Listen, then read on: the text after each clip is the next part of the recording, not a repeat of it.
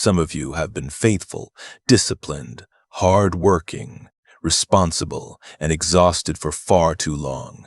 You wake up early. You stay late. You carry more than people know. You do what needs to be done.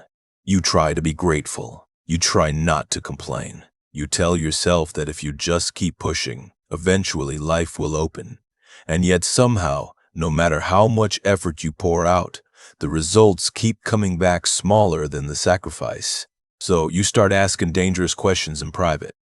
Why does it feel like I work twice as hard and receive half as much? Why does money seem to move toward other people more easily? Why does every breakthrough in my life feel temporary, fragile, or just out of reach? Why does it feel like I am always one step away from enough, but never actually inside it? And over time, a silent conclusion begins forming in the background of your mind. Maybe struggle is just my portion. Maybe ease is for other people.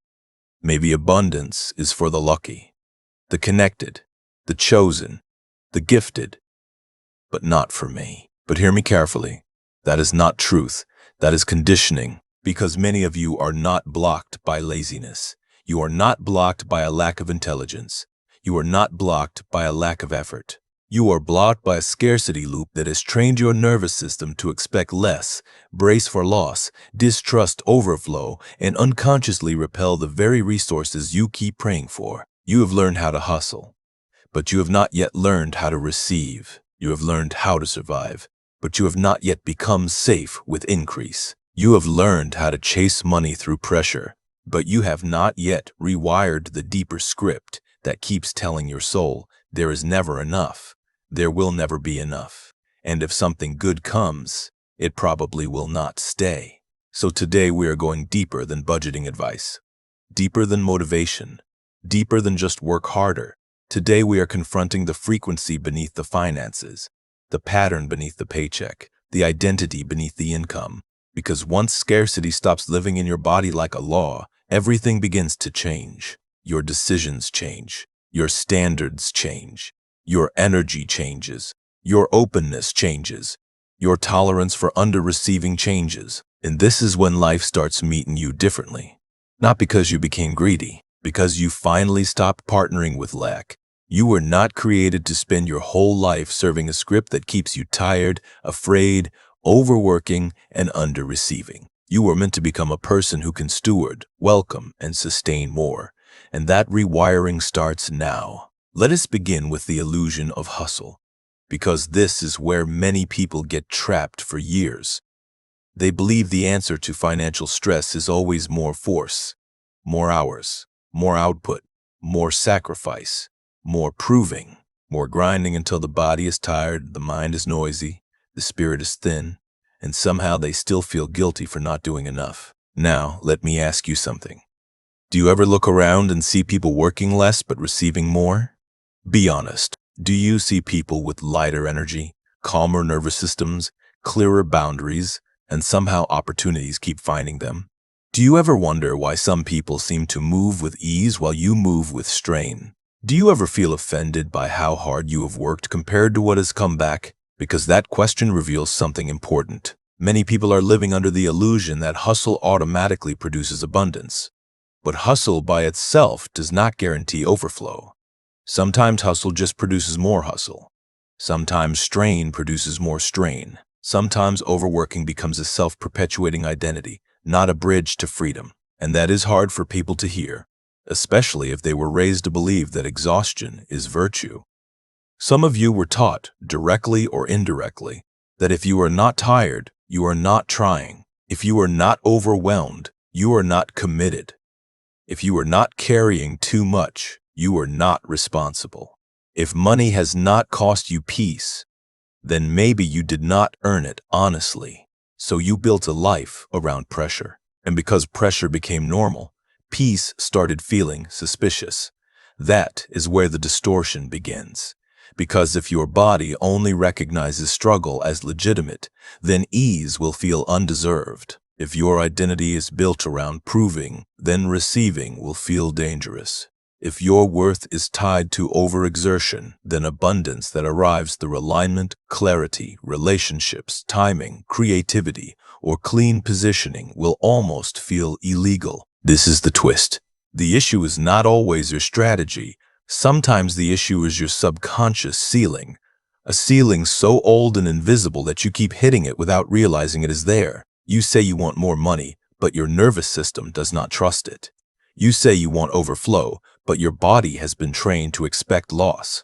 You say you want expansion, but your inner world still believes safety lives in limitation because limitation is familiar. So what happens? You work harder every time fear rises. You tighten every time finances get uncertain. You make choices from pressure instead of clarity. You undercharge, overgive, overcommit, and then call the burnout discipline. You tell yourself that one more push will finally free you, while never confronting the pattern that keeps turning every next level into another survival cycle. That is why some people stay trapped even when they are talented, even when they are sincere, even when they are spiritually grounded in other areas. Because financially, they are still operating under the religion of lack. And let us name that religion honestly. It says there is never enough. If I relax, everything will fall apart. If I receive more, something will be taken from me later. If I make more, I will lose myself. If I rest, I will become irresponsible. If money comes easily, it probably is not real. If I want more, I am selfish. If others have more, there is less available for me. That is not wisdom. That is inherited fear with spiritual language wrapped around it. And that brings us to the next layer. Inherited lack. Because scarcity rarely starts with you. It often starts before you ever earned your first dollar. It starts in the atmosphere you were raised in, the conversations you overheard, the tension in the house, the way adults talked about bills, the shame around asking for anything, the way success was framed, the way wealth was mistrusted, the way people with money were criticized, envied, resented, or treated like they had betrayed the rest of the family. Children absorb frequency long before they understand finance. So maybe you grew up around phrases like, "We cannot afford that. Money does not grow on trees. People like us have to struggle. Rich people are greedy. Do not get your hopes up. Nothing good lasts. Be realistic. Stop asking for too much." Maybe there was always stress around provision. Maybe every unexpected expense felt like a crisis. Maybe every conversation about money carried heaviness, fear, irritation, blame, or exhaustion. Maybe the adults around you survived, but they did not know how to feel safe. And now, without even realizing it, your body repeats those old reactions. Not because you are weak, because you were trained. This is the recap your soul may need. Scarcity is not only a financial condition, it is an emotional and energetic inheritance. It is a pattern of bracing, a habit of expecting less, a reflex of tightening before receiving, a deep belief that life must be managed through fear. And when that inheritance is unchallenged, it becomes identity. You do not just say, "Money has been hard." You begin saying, "This is just how life is for me." You do not just experience temporary lack. You begin building permanent self-concepts around it. I am always behind. I am bad with money. I never get ahead. I have to work harder than everyone else. Nothing flows to me. I'm not the kind of person abundance happens to. That language matters. Because once scarcity becomes personal, it stops being a circumstance and becomes a self-image. And when scarcity becomes self-image, you start organizing your whole life around confirming it. You say yes to underpaid work because some part of you thinks better will not come. You cling to draining opportunities because you are afraid there may not be another one. You make desperate decisions because urgency feels more believable than trust. You lower your standards to stay safe. You reject possibilities before they can reject you. You stop dreaming cleanly because disappointment has become part of your emotional muscle memory. Let me give you a simple example. Imagine someone gets an unexpected opportunity, a better client, a raise, a surprising invitation, a chance to move into a more abundant chapter. One person receives it with openness. They ask practical questions, they prepare, they let the good thing grow. Another person carrying inherited lack reacts differently. They immediately tense up. They assume there is a catch. They talk themselves out of it. They delay responding. They second-guess their worth.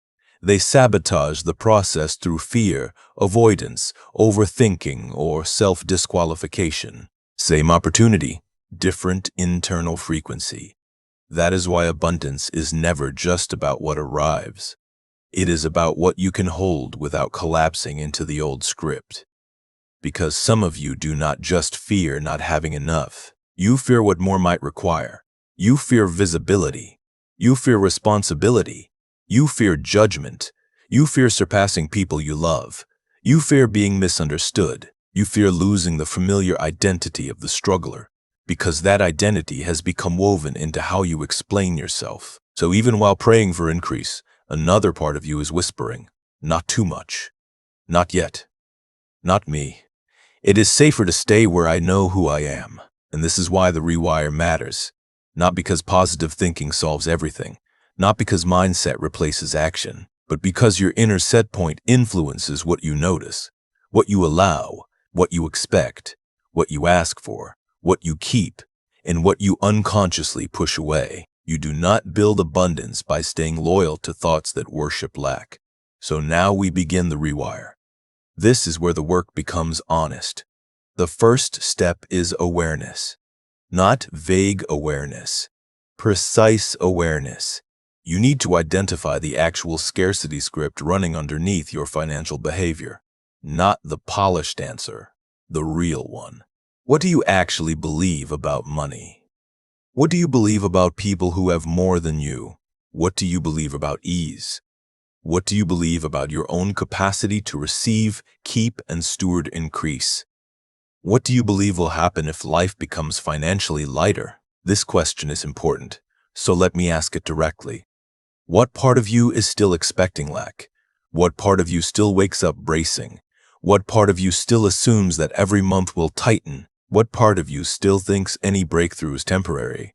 What part of you still believes that abundance belongs to other people, not you? Find that voice. Do not shame it, but do not let it stay hidden, because hidden beliefs govern visible outcomes. The second step is interruption. Once you hear the old script, you have to stop speaking it like it is law, not because denial is powerful, because agreement is. Every time you say, "I am always broke," you strengthen the identity. Every time you say, "Nothing ever works for me," you deepen the groove. Every time you speak permanent defeat over a temporary season, your body listens. Your decisions listen. Your expectation listens. So the interruption sounds like this. This is an old script, not a permanent truth. This fear was inherited, but it does not have to be obeyed. This pressure is real, but it is not my identity. I may be in a tight season, but I do not belong to lack. Do you feel the difference? You are not pretending the facts do not exist. You are refusing to let the facts write your identity in permanent ink. That matters because identity is where frequency begins to change. And in the next part, we are going to go deeper into the full rewire. We are going to walk through how to replace scarcity with a different inner posture, how to stop confusing earning with worth, and why some opportunities only start appearing once your energy is no longer organized around fear. Because abundance is not just something you chase, it is something you become capable of receiving without betrayal, panic, or collapse. And that capacity can be built. Now let us go deeper into the rewire, because awareness alone does not free you. It only reveals the script. And some of you have already identified the script. You know the lines, you know the fear, you know the old atmosphere you came from. You know how quickly your body tightens around money, opportunity, and provision. But recognition is only the first threshold. What comes next is reconditioning. This is where abundance stops being a concept and starts becoming a practiced inner posture. And I want to say this carefully. Abundance is not pretending bills do not exist. It is not reckless spending. It is not spiritual fantasy. It is not refusing reality. It is not waiting around for life to bless passivity. Abundance is the retraining of your inner world, so you no longer approach life from chronic emotional famine. Because famine energy distorts everything. It makes you chase from panic. It makes you accept from desperation. It makes you decide from pressure. It makes you cling to what is draining. Because loss feels more terrifying than misalignment. It makes you undervalue your own labor and overvalue any chance to be chosen. It makes you treat every opportunity like it is the last one on earth. That is not stewardship. That is survival mode wearing business clothes. So here are the rewire steps. The first step is awareness, which we already named. You identify the old scarcity script. The second step is interruption. You refuse to keep repeating inherited defeat as if it were your own prophecy. The third step is replacement. And this is where many people get lazy. They stop the old thought but never install a stronger truth. They catch the scarcity pattern, but they do not build a new internal language robust enough to compete with years of fear. You cannot leave the inner room empty. You must replace the script, not with vague affirmations that your spirit does not believe, with precise truth that your nervous system can learn to trust.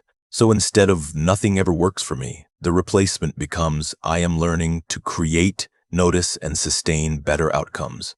Instead of "I always have to struggle," the replacement becomes "effort may be required, but struggle is not my identity." Instead of "there is never enough," the replacement becomes "I am open to wiser stewardship, cleaner opportunities, and more than one pathway to provision." Instead of "money leaves as fast as it comes," the replacement becomes "I am becoming a person who can receive, manage, and keep increase with peace." Instead of "people like me do not get ahead," the replacement becomes "my past may have shaped me, but it does not get to sentence my future." Do you hear what is happening? You are not lying to yourself. You are recoding yourself with language that creates room for expansion. Because thoughts become expectations, expectations become filters. Filters shape perception. Perception influences decisions, and decisions build outcomes. That is why replacement matters so much. But there is a fourth step, and this is the one people underestimate: embodiment. Because a new script that never reaches your behavior will remain poetry. Abundance is not only what you say, it is what you practice. It is how you walk into a negotiation. It is how you price your work. It is how quickly you collapse when uncertainty appears. It is whether you ask for more information or immediately assume the answer is no. It is whether you keep your standards when pressure rises. It is whether you can sit in possibility without talking yourself back into lack. This is the twist. Abundance is not just mental. It is behavioral. It is not enough to say, "I am available for more," while continuing to act like every door is your final chance. It is not enough to say, "I trust provision," while saying yes to things that dishonor your value because fear still controls the room. It is not enough to say, "I want overflow," while your daily posture still expects collapse. Your body has to learn the truth too. That means slowing down before reactive financial decisions. That means noticing when urgency is hijacking your discernment. That means letting yourself consider options instead of grabbing from fear. That means pausing long enough to ask, "Am I choosing this because it is aligned, or because scarcity is screaming?" And this is the question I need to ask you. What would change if you stopped making money decisions from fear? What would change if you did not automatically assume the cheapest path was the holiest one? What would change if you believed there could be more than one way for provision to find you? What would change if you stopped treating every delay like abandonment? What would change if you trusted that one closed door does not mean the whole field is barren? Because many of you are not only dealing with finances, you are dealing with a constant internal emergency, and you cannot hear wise strategy clearly inside emotional sirens. So the rewire is about restoring inner space. Space to think. Space to see clearly. Space to respond instead of react. Space to recognize that panic is not prophecy. Now let us move into one of the deepest distortions of all: earning versus receiving. This is where many hardworking people are secretly broken. Because they know how to earn, They know how to labor. They know how to prove. They know how to push. They know how to exhaust themselves into legitimacy. But receiving feels foreign. Receiving without over-explaining. Receiving without guilt. Receiving without immediately preparing for it to disappear. Receiving without sabotaging it because it arrived too easily. Receiving without shrinking in the face of generosity. Receiving without feeling like you now owe your soul in return. That is much harder. Because if your identity was built in survival, then earning feels noble and receiving feels suspicious. Earning says, I bled for this, so I can justify it. Receiving says, this came through alignment, grace, favor, relationship, visibility, trust, or timing. And now I have to decide whether I believe I am allowed to hold it. This is why some people can work endlessly yet still repel increase. Not because they do not want money, because they only feel safe with money that comes through pain. Anything cleaner than pain feels undeserved, so they unconsciously create extra struggle. They overcomplicate simple things. They mistrust smooth opportunities. They discount referrals, gifts, support, partnerships, and moments of favor. They feel more spiritually comfortable earning through depletion than receiving through openness. But that is still scarcity, just a more socially respected version of it. This is the recap your spirit may need.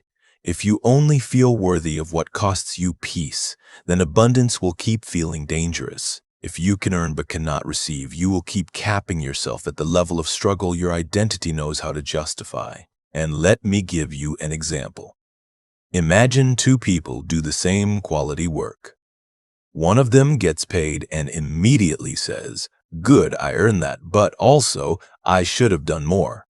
They feel relief, but not receptivity. The money enters their life through a nervous system already preparing for the next emergency. The other gets paid and allows the moment to land. Not arrogance, not laziness, just honest reception. They let themselves register. My work created value. I am allowed to be supported. I do not have to diminish this moment to stay humble. They think clearly about what to do with the money. They do not worship it. They do not fear it. They steward it. Same transaction, different frequency. One is still fighting to prove worth after receiving. The other is learning how to let provision arrive without turning it into emotional chaos. That difference matters because receiving is not passive. Receiving is a skill.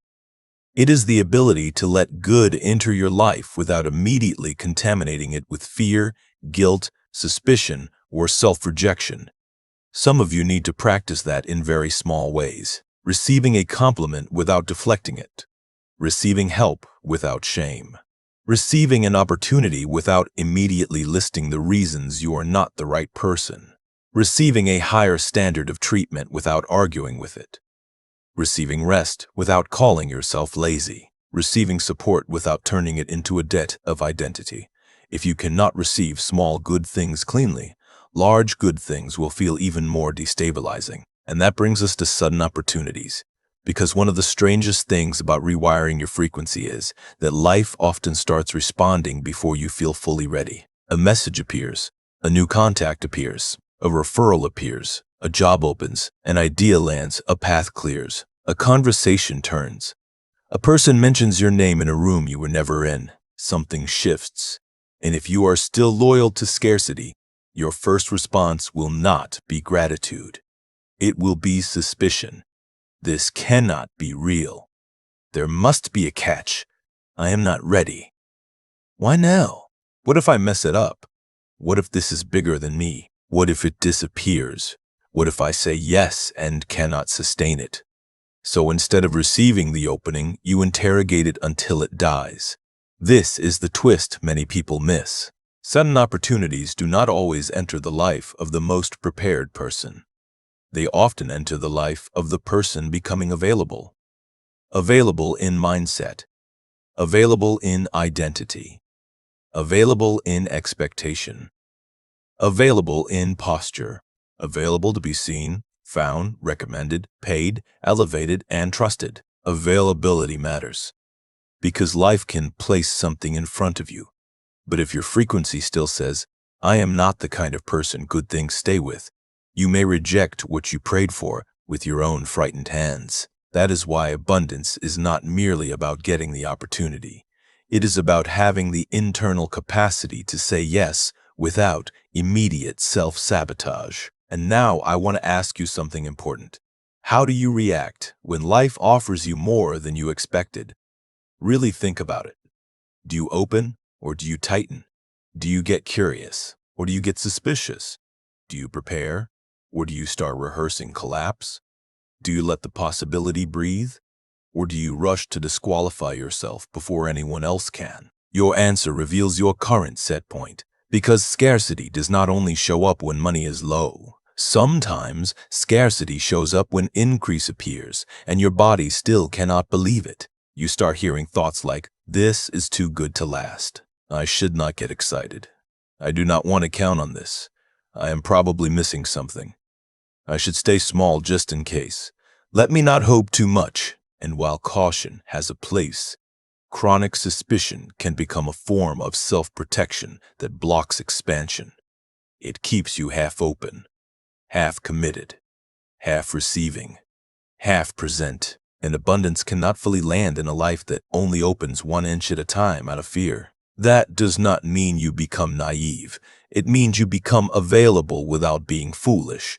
It means you learn to assess opportunities from grounded discernment, not inherited panic.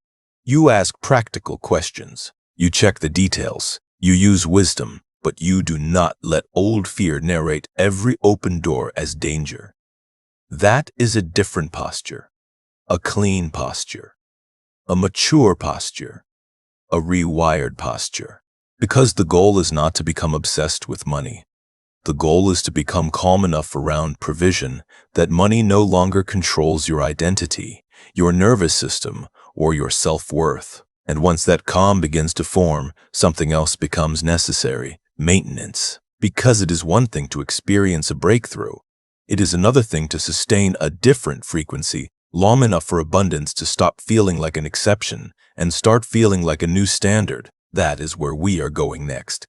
Because many people touch increase and then relapse into old thinking the moment pressure returns. They get one opportunity, one good month, one expansion, and then the old script comes back screaming at the first sign of uncertainty. So in the next part, we are going to talk about how to maintain the frequency, how to stop falling back into emotional famine, how to live in a way that keeps your inner posture clean when life fluctuates, and how to become someone who does not just glimpse abundance, but can carry it with steadiness. Now let us talk about maintaining the frequency. Because a lot of people can touch abundance for a moment. Very few know how to remain internally stable when life starts expanding. They can handle lack because lack is familiar. They know how to survive. They know how to brace. They know how to cut back, overwork, overthink, and tighten down. But when more starts arriving, something strange happens. They get anxious. They start waiting for the reversal. They start expecting the bill, the setback, the disappointment, the sudden collapse that will prove this was all temporary. They do not know how to live inside increase without preparing emotionally for loss. And this is why some breakthroughs disappear so quickly. Not always because the opportunity was wrong. Sometimes because the opportunity was still organized around instability. Because if your nervous system is still loyal to scarcity, it will try to turn every new level into an emergency. It will tell you not to trust the momentum. It will tell you not to enjoy the support. It will tell you not to expand your standards because this probably will not last. It will tell you to panic manage the future instead of stewarding the present. And that is where abundance leaks out of people's lives, not only through bad numbers, through old fear. So maintenance is not glamorous, it is sacred. It is the daily work of keeping your inner posture cleaner than your old conditioning. And the first truth of maintenance is this: do not build your identity on fluctuations. A good month is not your new god. A slow month is not your death sentence. A sudden opportunity is not proof you have finally become valuable. A temporary setback is not proof that abundance was never for you. You have to become bigger than the swing. Because if your peace rises and falls with every external shift, then money is still governing your nervous system. And whatever governs your nervous system will eventually govern your decisions. So maintaining frequency means learning how to stay rooted when circumstances move. You bless the increase without worshiping it. You face the pressure without becoming it. You respond to the numbers without turning them into an identity. You stay in relationship with truth, not panic. That matters because life has seasons. Business has seasons. Work has seasons. Creative output has seasons. Visibility has seasons. Investment has seasons. Harvest has seasons. And a mature person does not interpret every winter like a curse. They know how to stay steady enough to keep sowing wisely. This is the recap. Maintaining abundance is not emotional hype. It is regulated stewardship. It is refusing to let temporary shifts drag you back into permanent scarcity language. It is remembering that flow is healthiest when your identity is not drowning in the fluctuations of the stream. And now let me give you a real example. Imagine someone who has been in survival mode for years. Then one month, things begin to change. A new client comes in. An old invoice gets paid. A side door opens. A referral arrives. There is finally breathing room. Now watch what happens next. The old version of them feels relief for 1 hour, then immediately goes back into fear. What if this is it? What if next month crashes? What if I spend wrong? What if I lose it? What if people ask me for help now? What if I cannot sustain this? What if life is just setting me up to disappoint me again? So instead of receiving the increase with grounded stewardship, they start spiraling. They make erratic decisions, they overcompensate, they underinvest in the very systems that could support the next level, or they overspend emotionally trying to soothe years of deprivation in one reckless wave. Or they talk themselves into distrust so deeply that they begin subtly sabotaging the very patterns that were helping them rise. Now look at the rewired version. The rewired version notices the increase and breathes. They do not pretend they feel nothing. They do not become careless. But they also do not collapse into old panic. They let the moment register. They say, this is good, this is welcome. This is to be stewarded, not feared. They make clean decisions. They ask, what supports stability here? What needs to be saved? What needs to be invested? What habits need to strengthen now that more is moving through my life? How do I respond in a way that honors increase instead of emotionally attacking it? That is maintenance. It is not dramatic. It is mature. And this is where a lot of people need healing, because they were taught to manage money with fear, but never with peace. They were taught survival, but not stewardship. They were taught to clench, but not to build. They were taught to pray for provision, but not to feel safe when provision actually arrived. So maintaining frequency means practicing safety with more visibility, safety with more support, safety with more money, safety with more rest, safety with more options, safety with more space in your life. Some of you have been so bonded to struggle that peace still feels unreal. And when peace feels unreal, you will keep reaching for stress just to feel normal again. That cycle has to end, because you cannot keep asking for a different life while emotionally remaining loyal to the old one. And hear me clearly. Abundance is not only about cash, it is about capacity. Capacity to think clearly under pressure. Capacity to hold more without self-sabotage. Capacity to remain generous without becoming depleted. Capacity to make wise decisions without urgency controlling the room. Capacity to trust that one difficult moment does not cancel your whole future. Capacity to welcome support, opportunity, expansion, and ease without apologizing for them. That is frequency. Frequency is the state from which you meet life. And if that state remains chronically braced, life may keep knocking while you remain too guarded to open the door fully. So the maintenance practice becomes daily. You watch your language. You watch your nervous system. You watch how quickly you interpret inconvenience as catastrophe. You watch how often you speak from lack, even when evidence is changing. You watch where you still romanticize overwork. You watch where you still feel guilty for rest. You watch where you still call yourself irresponsible for wanting more. You watch where you still shrink around people who are comfortable with overflow. Because maintenance is not just about attracting. It is about no longer betraying what has begun to arrive. And let me say something that may help someone listening right now. Not every day will feel abundant, That does not mean the rewiring is not working. Some days you will still feel the old fear. Some days an unexpected expense will hit the old bruise. Some days a delay will tempt you to start speaking the ancient language again. Some days the body will remember before the spirit can answer. That is why maintenance requires compassion and firmness at the same time. Compassion says, this fear is familiar, and I understand why it rose. Firmness says, but I will not build my future from its voice. That is power, not never feeling triggered, not never having a hard month, not never facing reality. Power is facing reality without becoming a disciple of fear again. And once you begin living that way, something beautiful happens. You stop measuring abundance only by what enters your hand. You start measuring it by what has changed in your being. You notice you no longer panic as quickly. You notice you ask better questions.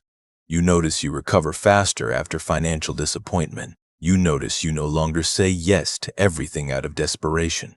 You notice you can leave misaligned money on the table because your soul no longer believes that crumbs are all that exist. You notice you are becoming a cleaner steward, a calmer creator, a wiser receiver. That is abundance too. In fact, that may be the deepest abundance of all. Because a person who has become inwardly stable can build outwardly with far more integrity. They do not grab the wrong things in fear. They do not betray their values for urgency. They do not sell their peace every time life tests them. They do not collapse the moment the numbers fluctuate. They remain available to wisdom, and wisdom multiplies what panic usually scatters. So here is the final activation. I want you to identify the scarcity covenant you are done carrying.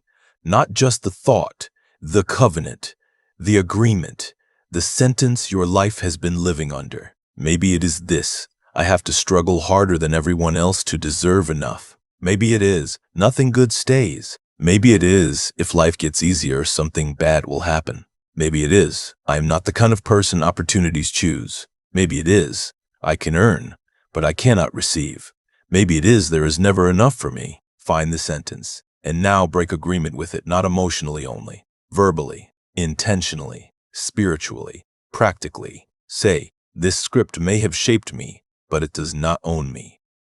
This fear may have visited my family, but it does not get to become my future. This pressure may have trained my nervous system, but it does not get to define my identity. I do not belong to lack. I do not worship struggle. I do not measure my worth by exhaustion. I do not repel what I am meant to steward. I become safe with increase. I become honest with money. I become available for cleaner provision. I become the kind of person who can receive, keep, and multiply what life places in my hands. Let those words land, because this is not about becoming obsessed with wealth. This is about becoming free enough to stop sabotaging resource. It is about becoming clear enough to stop partnering with depletion. It is about becoming grounded enough to let provision enter your life without your old identity calling it dangerous. You do not need to chase abundance like a fantasy. You need to stop speaking the language that keeps pushing it away. You need to stop romanticizing burnout. You need to stop confusing pressure with purpose. You need to stop treating lack like a personality. You need to stop translating inherited fear into your permanent future. Your life can be different, not because magic is coming, because agreement can change, because identity can change, because posture can change, because stewardship can change, because the way you meet opportunity can change. And when that changes, outcomes begin changing too. So let this be the moment you stop calling yourself unlucky when the deeper issue was unrewired. Let this be the moment you stop asking only for more money and start asking for a new inner posture. Let this be the moment you stop serving the god of hustle and start becoming available to clean, sustainable increase. Write this over your spirit today. I release the identity of lack. I release the addiction to struggle. I release the fear of receiving. I release the belief that more will not stay. I welcome wiser stewardship. I welcome cleaner provision. I welcome support, expansion, and increase without guilt. I become stable enough to hold what I once only knew how to chase. Carry that into your next decision. Carry that into your next opportunity. Carry that into your next month. Carry that into the way you speak over your work, your home, your future, your hands, and your name. Because abundance is not just what arrives. It is what you stop resisting. It is what you stop mistrusting. It is what you stop disqualifying. It is what you become able to hold with peace. And if this message reached you, do not let it remain a moment of inspiration. Let it become a new standard. Think differently, speak differently, receive differently, steward differently, recover differently, expect differently. The old scarcity loop kept you faithful to fear. This new season asks for a different loyalty. Loyalty to truth. Loyalty to capacity. Loyalty to capacity. Loyalty to the possibility that your life does not have to stay organized around lack. You have worked hard enough under the old script. Now it is time to rewire.